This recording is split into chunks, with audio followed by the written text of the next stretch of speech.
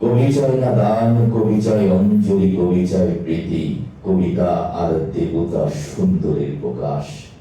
তো এই কথাগুলো যদি আমরা আমাদের হৃদয় মর্মে যদি আমরা ধারণ করতে পারি, লালন করতে পারি, তবে আমরা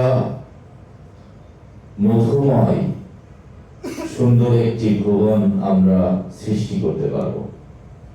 কিন্তু দুঃখের বিষয় যে আমরা কি এই সুন্দর কথা শোনার পরে যে মানার যে বিষয়টা থাকে, সেটা কি আসলে কি আমরা মানতে পারছি কিনা?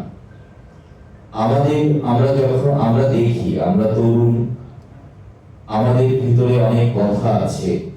কোন সেমিনার যখন হয় তখন তরুণদের প্রাধান্য দেওয়া হয় না, তরুণদের কথার কোনো বর্ণপাত করা হয় না, অথবা সুযোগই দেওয়া হয় না। আমি মনে করি প্রতিটি প্রোগ্রামে তরুণদের জন্য একটি স্পেস রাখা উচিত। আমার সত্যি আজকে ভালো লেগেছে যে ভাইয়া কে সুযোগ দেওয়া হয়েছে, তরুণদের কথা বলার সুযোগ দেওয়া হয়েছে। তাদেরও অনেক কিছু শেয়ার করার অনুভূতি থাকে। সেই অনুভূতিকে যদি আমরা ছুটে যাই, তবে অবশ্যই তাদের কথা আমাদের শুনতে হবে।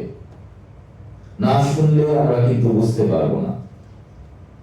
আমি মনে করি যে কাজী নজরুল ইসলাম তিনি যে তার কর্ম আমাদের কাছে রেখে গিয়েছেন, তার কর্মকে আমরা বোঝার চেষ্টা করতে হবে হৃদয় থেকে, এবং এটাকে এস্টাবলিশ করার মধ্য দিয়ে একটি সুন্দর ভবন আমরা তৈরি করব।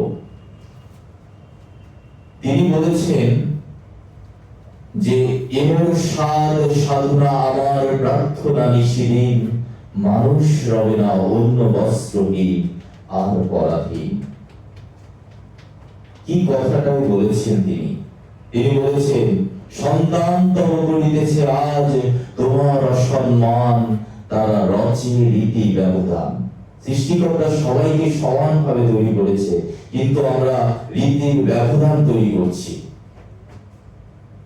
এই সুন্দর বোধ আমাদের ভিতর যদি থাকে, তবে আমরা সত্যিকার অর্থে সুন্দর মানুষে পরিণত হব। আর যখন সুন্দর মানুষে পরিণত হব, আমাদের পৃথিবী হবে সব থেকে সুন্দর, সব থেকে সুন্দর। ধন্যবাদ। আমি চাই আমাকে এই ক্ষুদ্র